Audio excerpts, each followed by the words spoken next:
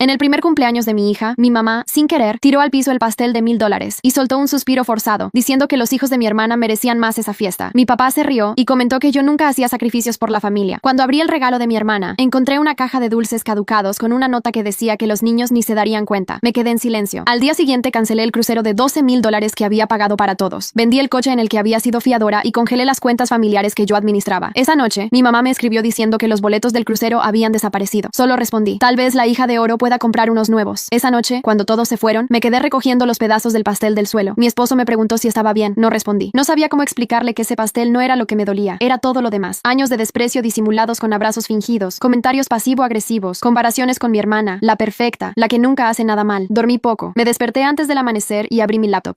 Revisé los estados de cuenta familiares, los pagos del crucero que había reservado para todos, los anticipos, los regalos planeados. Me quedé mirando esos números y me di cuenta de algo simple. Nadie valoraba lo que hacía porque nunca había puesto límites. A media mañana ya había cancelado el crucero de $12,000. Llamé al banco y pedí congelar las cuentas familiares que yo administraba. En la tarde, vendí el coche en el que había sido fiadora para mi hermana. Lo hice sin avisar. Cuando mi esposo me preguntó qué estaba pasando, le dije que era hora de poner cada cosa en su lugar. No intentó detenerme. Creo que entendió que ya no había vuelta atrás. Esa noche, mi mamá me escribió. Dijo que los boletos del crucero habían desaparecido, que el correo de confirmación no estaba, que necesitaban los datos porque estaban planeando empacar. Solo respondí con una frase: tal vez la hija de oro pueda comprar unos nuevos. Silencio. Ninguna respuesta. Y por primera vez en muchos años, me sentí en paz. Lo que no sabía era que esa decisión iba a desatar una guerra familiar que me obligaría a enfrentar verdades que ni siquiera imaginaba. A la mañana siguiente, el grupo familiar estaba ardiendo. Mi mamá había escrito un mensaje largo, lleno de signos de exclamación y frases que sonaban más a queja que a preocupación. Decía que no podía creer que yo hubiera hecho algo tan mezquino, que el crucero era el único momento de unión familiar del año y que estaba destruyendo todo por un simple pastel. Mi papá solo comentó que eso demostraba mi verdadera naturaleza. Mi hermana agregó un emoji de risa. Nadie mencionó el pastel, los dulces caducados o los años en que yo había pagado vacaciones, cenas, préstamos y hasta la remodelación de su casa. Todo se reducía a que yo era la egoísta que había cancelado su diversión. No respondí. Silencié el grupo. Pasé el resto del día con mi hija, jugando en el jardín. Me di cuenta de que no recordaba la última vez que había tenido un día así, sin revisar cuentas, sin llamadas de emergencia, sin escuchar las críticas de mi mamá sobre mi vida. Era extraño, pero tranquilo. En la tarde, mi hermana me llamó. No contesté. Luego dejó un mensaje diciendo que había escuchado que vendí el coche y que eso era una locura, porque el préstamo estaba a mi nombre. Le respondí que ya estaba pagado. No volví a escribirle. 2 días después, mi papá apareció en mi casa. No llamó antes. Solo llegó y tocó la puerta como si fuera dueño del lugar. Cuando abrí, me observó de arriba abajo, con ese gesto de decepción que usaba desde que tengo memoria. Dijo que quería hablar, que esto se nos estaba yendo de las manos. No lo invité a pasar. Le dije que si había venido a pedirme explicaciones, no tenía nada que decirle. Entonces cambió el tono. Me dijo que mi mamá había llorado toda la noche, que estaba destrozada y que no entendía cómo podía hacerle eso a mi propia familia. Yo solo pregunté si ella había llorado por el pastel o por haber perdido un viaje gratis. Su expresión cambió. Por un segundo, pareció no saber qué decir. Luego murmuró algo sobre que una hija agradecida no cuestiona a sus padres. Sentí que el aire se me escapaba del cuerpo. En ese momento entendí que nunca, sin importar lo que hiciera, iba a ser suficiente. Le pedí que se fuera. Cerré la puerta sin esperar respuesta. Me temblaban las manos, pero no de miedo, sino de una sensación nueva, determinación. Esa noche, me senté frente a mi computadora y empecé a revisar todo lo que había financiado para ellos durante años. Cruceros, coches, remodelaciones, préstamos temporales, regalos costosos, hasta sus facturas médicas. Todo estaba ahí, con fechas, montos, transferencias. No era solo generosidad, era dependencia. Yo había sido su respaldo constante, su cajero automático emocional y financiero. Cuando terminé de revisar, me di cuenta de que durante casi una década había gastado más en mantenerlos felices que en mí misma. Y aún así, nunca me habían tratado con respeto. Apagué la computadora y me quedé en silencio. Mi esposo entró al cuarto, notó mi cara y me preguntó si me arrepentía. Le dije que no, pero que sentía algo parecido al duelo. No por ellos, sino por la versión de mí que todavía esperaba su aprobación. 3 días después, mi hermana publicó una foto en redes. Estaba en la playa, con un trago en la mano, y escribió: no se necesita un crucero para disfrutar la vida, solo gente que te quiera de verdad. Mi mamá comentó con corazones. Mi papá puso: orgulloso de ti. La publicación tenía decenas de likes. Familiares lejanos, amigos, todos aplaudiendo su madurez. Yo los miré en silencio, sin rabia, solo con una sensación de extraña claridad. Ellos siempre habían sido así. Yo era la que había vivido en negación. Esa noche, mientras dormía a mi hija, pensé que necesitaba cerrar ese ciclo de verdad, no solo con dinero, sino con distancia, emocional, física, completa. Al día siguiente, empecé a buscar casas en otro estado. Encontré una casa en Austin, a unas 8 horas de donde vivía. No era tan grande como la actual, pero tenía un jardín enorme y una cocina luminosa. Lo más importante, nadie sabía que la estaba comprando. Mi esposo apoyó la decisión desde el principio. Dijo que si eso me daba paz, él se iría conmigo sin dudarlo. Durante una semana entera, espera, mantuve el plan en silencio. Seguí mi rutina como si nada. Trabajo, cuidar a mi hija, revisar correos. Pero por dentro sentía una calma que no recordaba haber tenido en años. No era felicidad, era descanso. El día que firmé los papeles, mi mamá me llamó otra vez. Su tono sonaba forzado, como si estuviera ensayando simpatía. Dijo que extrañaba a mi hija, que no valía la pena pelear por tonterías. Mencionó que ya todos habían superado el malentendido del pastel y que quería reconstruir la unión familiar. Yo solo escuché. En otro tiempo, esa llamada me habría ablandado. Habría dicho que sí, que la familia es lo más importante, que las cosas se pueden arreglar. Pero esta vez no. Solo respondí que estaba ocupada y que hablaríamos después. Esa noche me escribió mi hermana. Quería saber si aún tenía guardados los documentos del coche que había vendido, porque el comprador la estaba contactando. Le dije que todo estaba en regla, que no había nada más que discutir.